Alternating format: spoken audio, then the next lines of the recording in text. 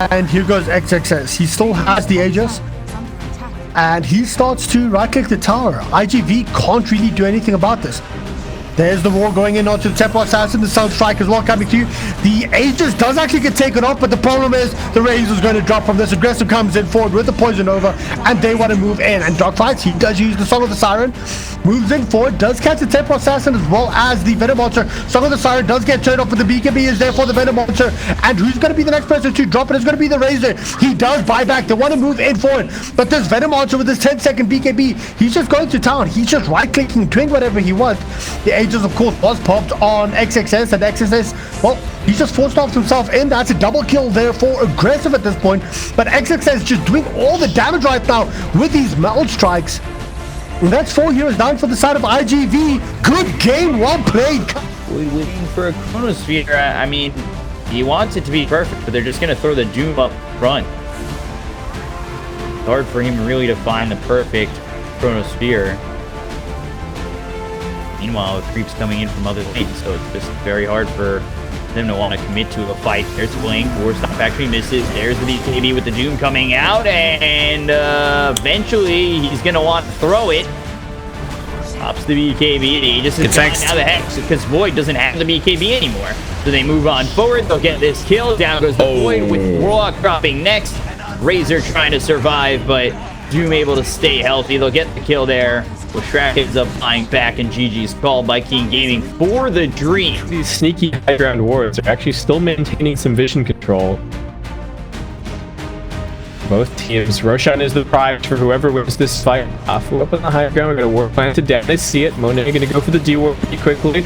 Be getting forced out. He's already in Rupture. They can't afford to block in Q here. Monet stuck on the low ground. Separated from his team. Q's going to be the first casualty of this fight. They've already got the Brewmaster. They hex him up, and that's the straight up double kill. They blood raged Monet, but they're going to regret that one. But right click down X67. Trying to focus on the Witch Doctor. He can't even get that kill. Super pushes it back with the super right clicks.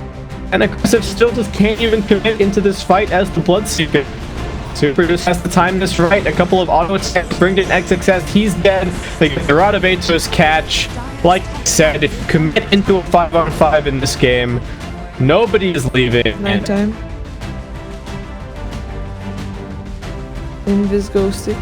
They know he's Invis too. Roshan.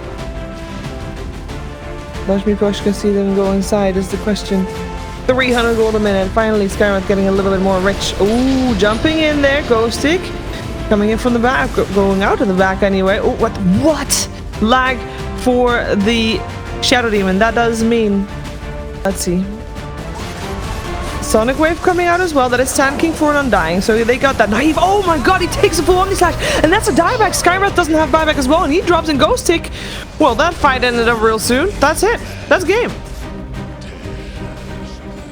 Or maybe Pinstring. Beastmaster's on the back. I'm not sure why they don't go in. They're just going to let their melee Rex fall.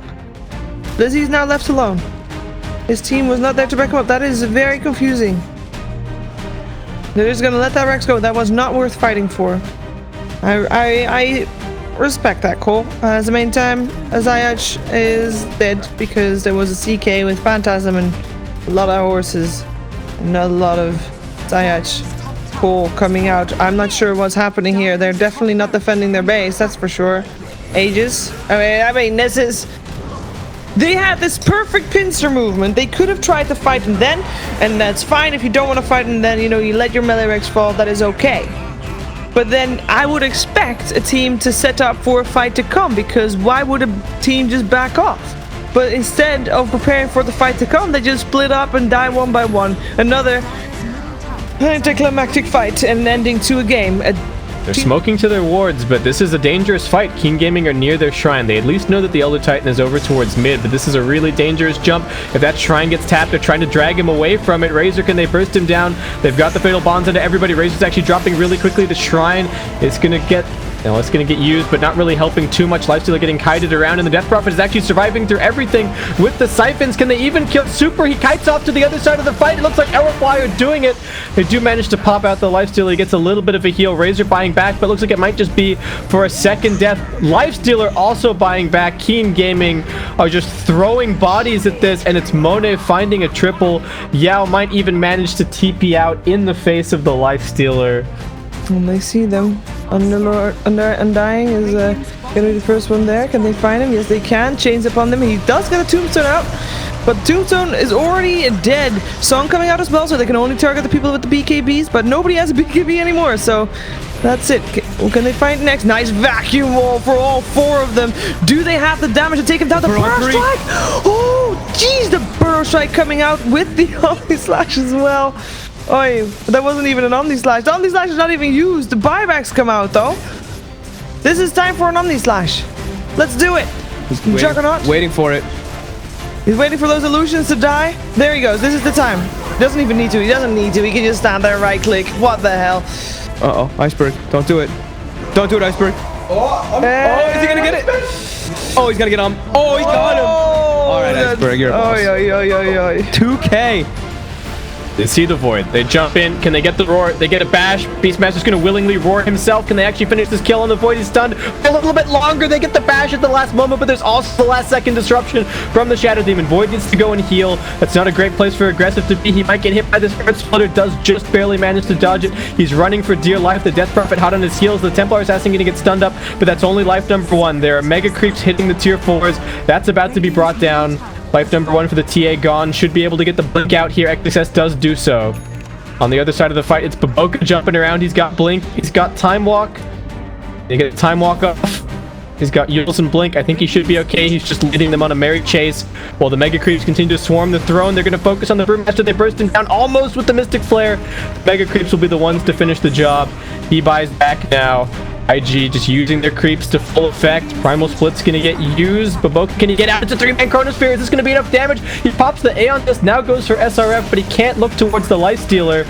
And without that Chronosphere, what can they really do? Elder Titan buys a few more seconds with the Ghost Scepter, but out pops Lifestealer, finishes him off. Void still just being kited in circles.